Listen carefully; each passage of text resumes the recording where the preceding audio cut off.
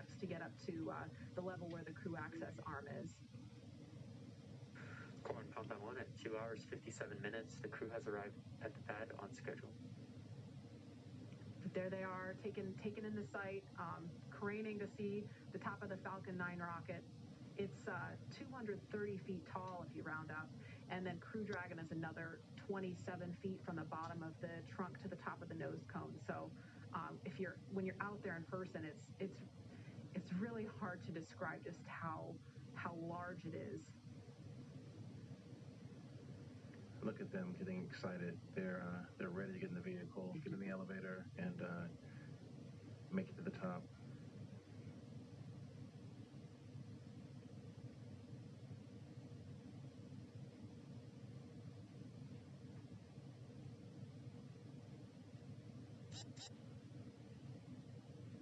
And we should hear a call any moment that the crew has arrived at the pad as they make their way up the stairs, and they're headed to the crew access arm now.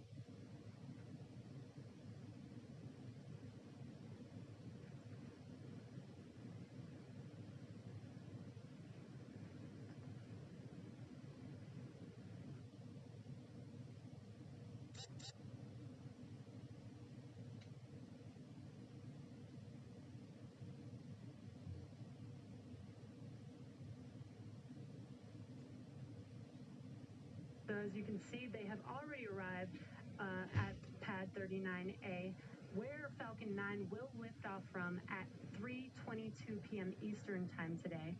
They have ascended the tall structure already, which is next to the rocket, and it's called the fixed service structure, and also have already walked down the corridor, which is known as the crew arm, which is what they're standing in right now.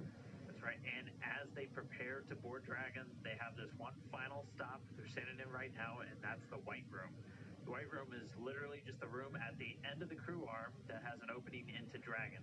It is the last place on planet Earth Bob and Doug are going to be standing before they step into Dragon for their ride to the International Space Station.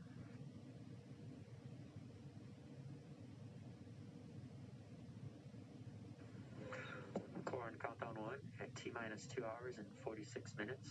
The crew has arrived at the White Room, and its ingress is in progress on schedule.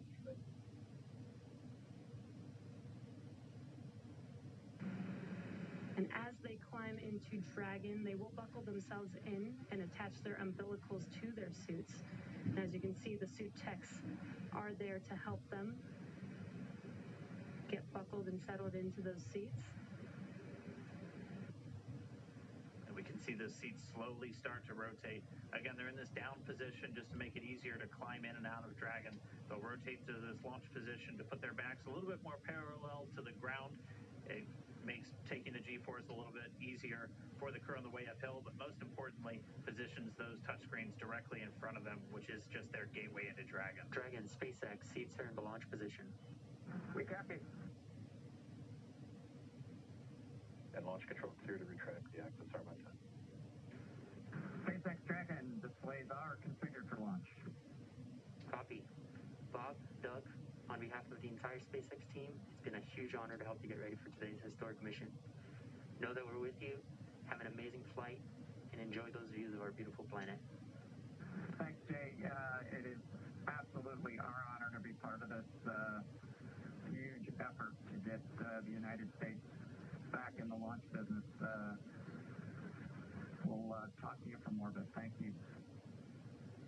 Copy all. Thanks for those words. Falcon 9 is in startup. Dragon is in countdown.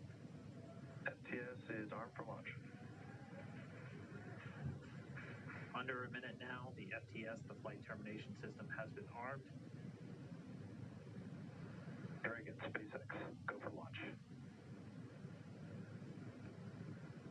SpaceX Dragon, we're go for launch. Let's light this candle.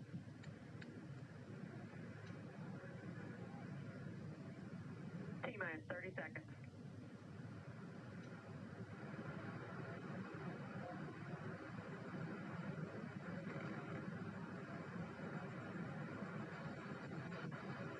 Stage 1 tanks pressing for flight. T-minus 15 seconds. 10, 9, 8, 7, 6, 5, 4, 3, 2,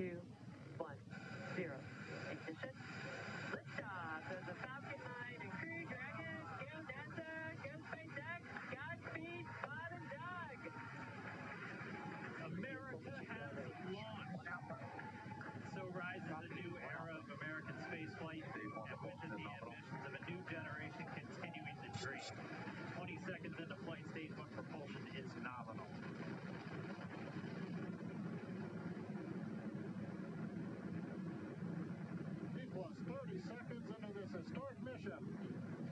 Flying crew on board Dragon and Falcon 9, and look at them go. Falcon power telemetry nominal. M1D throttle down. We're throttling down to get ready for the period of maximum dynamic pressure. We're in the throttle bucket. Reports say all systems are go. Vehicle is supersonic. We've exceeded Mach 1 on the Falcon 9. M1D throttle up. We're throttling back up to full power as we're through max Q. Copy 1 Bravo. And we heard that 1 Bravo call out. That's just the second abort zone that they're in. They'll continue to be on this until the first stage has done its job and they switch over to the second. At this point, Bob and Doug pulling about 2.3 Gs, 2.3 times the Earth's gravity, already moving at over 1,500 miles per hour. We've heard the call out for MVAC engine chill. That's getting the MVAC engine ready to light. That'll come at about 2:44 into flight. Right now, everything continuing to look good. Next major event coming up is going to be the triple. We'll have main engine cutoff of the 9 first stage engines, stage separation, and then ignition of the second stage engine to continue to carry astronauts into orbit. Coming up in about 20 seconds. M1D throttle down.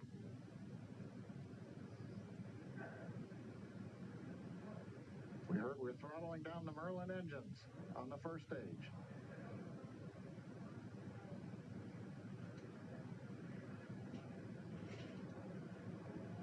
And we have MECO. MECO. 2 Alpha. Falcon stage separation confirmed. Copy 2 Alpha. MVAC ignition.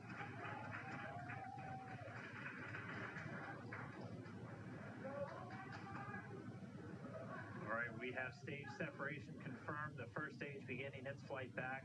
The second stage being powered by that single Merlin 1D vacuum engine has ignited and is now carrying Bob and Doug into orbit. So they're going to continue under the power of this second stage. Stage 2 propulsion is nominal. Which will cut off at SECO, or second engine cutoff, at about 8 minutes and 44 seconds into today's flight. So a little over 5 minutes to go still on this second stage. You heard the call out 2 Alpha, so they're now in the longest abort zone that carries them all the way from about North Carolina up the eastern seaboard, almost to Canada. Things looking good, though, getting good call outs, nominal propulsion on that second.